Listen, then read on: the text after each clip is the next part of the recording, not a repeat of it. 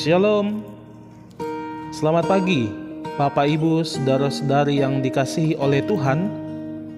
Selamat berjumpa kembali dalam santapan rohani kita, edisi Selasa 31 Mei tahun 2022. Dari Gereja Toraja Jemaat Silo Campagaya Klasis Makassar Tengah, kami menyapa Bapak Ibu Saudara-saudari sekalian.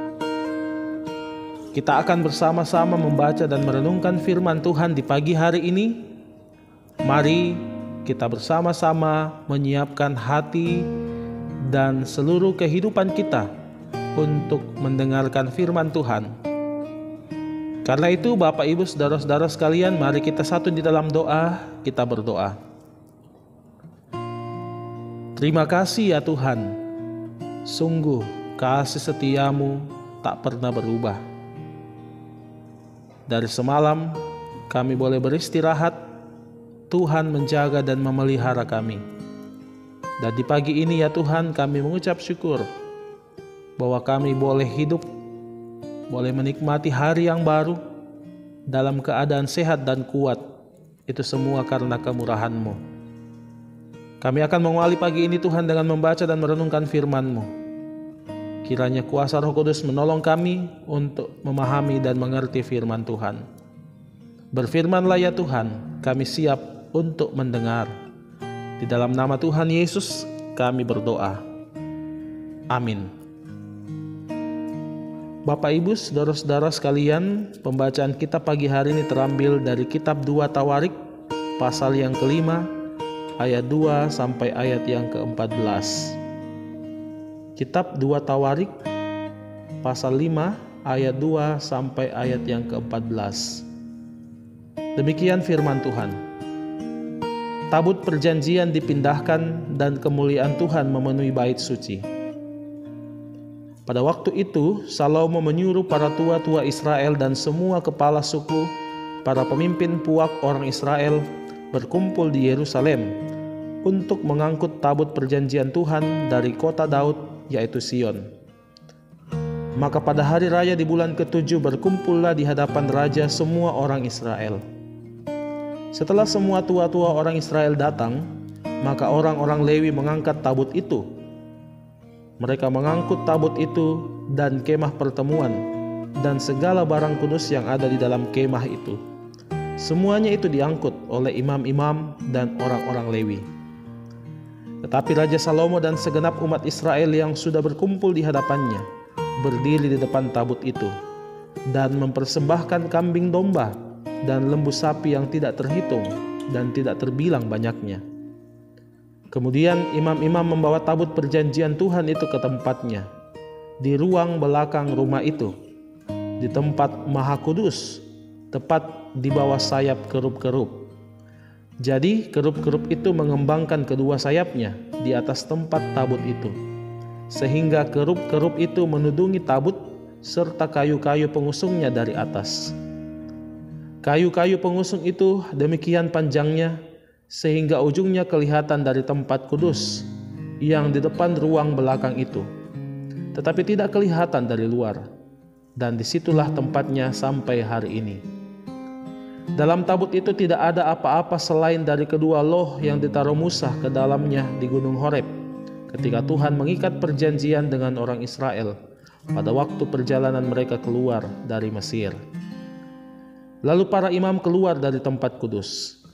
Para imam yang ada pada waktu itu semuanya telah menguduskan diri lepas dari giliran rombongan masing-masing. Demikian pula para penyanyi orang Lewi semuanya hadir, yakni Asaf, Eman, Yedutun, bersama anak-anak dan saudara-saudaranya. Mereka berdiri di sebelah timur mezbah, berpakaian lenan halus dan dengan ceracap, gambus dan kecapinya, bersama-sama 120 imam peniup nafiri. Lalu para peniup nafiri dan para penyanyi itu serentak memperdengarkan paduan suaranya untuk menyanyikan puji-pujian dan syukur kepada Tuhan.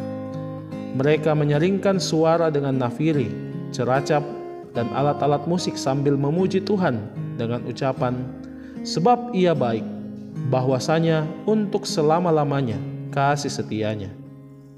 Pada ketika itu rumah itu, yakni rumah Tuhan, dipenuhi awan. Sehingga imam-imam itu tidak tahan berdiri untuk menyelenggarakan kebaktian oleh karena awan itu. Sebab kemuliaan Tuhan memenuhi rumah Allah. Amin. Demikian firman Tuhan. Berbahagialah kita yang selalu memberi waktu dan hidup kita untuk dituntun firman Tuhan. Bapak, Ibu, saudara-saudara sekalian, melalui pembacaan kita pada pagi hari ini, tema renungan kita yaitu mari bersyukur. Mai komi anta makkur sumanga. Bapak, Ibu, saudara-saudara yang dikasihi Tuhan, bagi orang Toraja, proses pembangunan suatu rumah tentu menjadi hal yang sangat diperhatikan. Mulai dari rencana, masuk ke hutan mengambil kayu, membawa kayu ke halaman, mendirikan rumah, dan pada akhirnya penyelesaian rumah melalui syukuran. Hal ini hendak menunjukkan bahwa pada setiap proses tersebut mereka percaya bahwa Tuhan yang menolong dan memampukan mereka. Demikian pula dalam pembacaan kita, apa yang dirasakan oleh Raja Salomo bersama semua orang Israel. Mereka sadar betul bahwa Tuhanlah yang menolong dan memberkati mereka, mulai dari rencana, proses, hingga tahap akhir penyelesaian bangunan bait suci. Salomo begitu sadar bahwa semua bisa dilalui karena tuntunan Tuhan, bukan karena kekuatan dan kemampuan mereka. Pada akhirnya, mereka kemudian melaksanakan upacara pentahbisan gedung bait suci yang akan menjadi pusat peribadahan mereka kepada Tuhan. Pada acara tersebut, Raja Salomo tidak melupakan aturan dan ketetapan yang ada. Ia mengumpulkan tua-tua Israel, kepala suku, serta pemimpin puak agar berkumpul di Yerusalem. Tujuannya adalah untuk mengangkut tabut perjanjian Tuhan dari Sion untuk ditempatkan di bait suci. Semua orang dalam peran masing-masing bersyukur atas selesainya bait suci itu. Mereka menghayati kemurahan dan kebesaran Tuhan bagi mereka semua. Bapak, Ibu, saudara-saudara yang dikasihi oleh Tuhan, demikianlah hendaknya juga dalam kehidupan kita. Anugerah dan kasih Tuhan terus-menerus kita alami. Tetapi seringkali kita lupa untuk bersyukur kepada Tuhan. Saat sulit kita berdoa, tetapi saat senang dan berhasil, kita melupakan Tuhan. Mari bersyukurlah kepada Tuhan melalui semua yang diberikan Tuhan kepada kita, baik itu di rumah, pekerjaan, kesehatan, usaha, kelulusan, umur yang panjang, dan juga berkat-berkat yang lainnya. Mari kita terus bersyukur, memuji dan memuliakan nama Tuhan.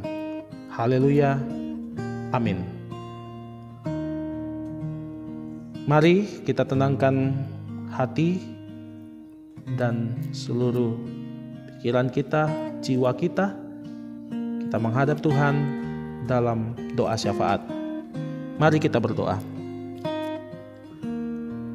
Terima kasih Tuhan untuk firman-Mu, untuk persekutuan yang boleh kami nikmati di pagi hari ini. Ajar kami untuk selalu bersyukur, baik dalam suka maupun dalam duka, dalam untung ataupun dalam malang. Kami senantiasa mengucap syukur kepadamu ya Tuhan. Terima kasih Bapa di sorga. Kami bersyukur untuk kekuatan dan kesehatan, umur yang panjang. Bahkan kami bersyukur untuk kehidupan yang terus dipeliharakan oleh Tuhan. Mari Tuhan, biarlah kami terus dituntun untuk mempersembahkan hidup kami sebagai persembahan yang kudus dan yang berkenan kepadamu. Kami berdoa kepadamu ya Tuhan, untuk kehidupan kami di hari ini dan juga di hari-hari selanjutnya. Berkatilah anak-anak kami dalam masa pertumbuhan, dalam masa pendidikan, dalam mencari pekerjaan, dalam pendidikan mereka masing-masing, di jenjang yang lebih tinggi, bahkan juga dalam mencari pasangan hidup. Tuhan menolong dan memberkati. Kami berdoa bagi anggota jemaat yang saat ini berada dalam kelemahan tubuh, Tuhan berkenan memulihkan keadaan mereka. Bapa di sorga, kami berdoa untuk persiapan pelaksanaan ibadah emeritasi dan HUT ke-17 Jemaat Silo Campagaya. Tuhan kiranya memberkati panitia, majelis gereja, bahkan seluruh warga jemaat, agar kegiatan ini boleh dipersiapkan dengan baik seturut dengan kehendak-Mu. Terima kasih Bapa, kami mohon ampun untuk setiap dosa dan pelanggaran kami. Kasihani kami Tuhan, dan biarlah Tuhan terus menolong kami, memberkati kami dalam menjalani kehidupan kami masing-masing. Berkati keluarga kami Tuhan, berkati usaha kami dan pekerjaan kami. Biarlah nama Tuhan juga senantiasa dimuliakan di tengah-tengah kehidupan keluarga kami, pekerjaan kami, usaha kami, dan juga aktivitas kami yang lainnya. Terima kasih Bapa, ini doa kami, sambut dan sempurnakanlah. Hanya di dalam nama Tuhan Yesus, Tuhan dan Juru Selamat kami yang hidup, kami berdoa dan mengucap syukur kepada Bapa di sorga. Amin. Demikianlah persekutuan kita pada pagi hari ini. Terima kasih Bapak Ibu Saudara-saudara sekalian. Sampai bertemu kembali dalam santapan rohani kita edisi selanjutnya. Salam sejahtera. Tuhan Yesus memberkati kita. Selamat pagi.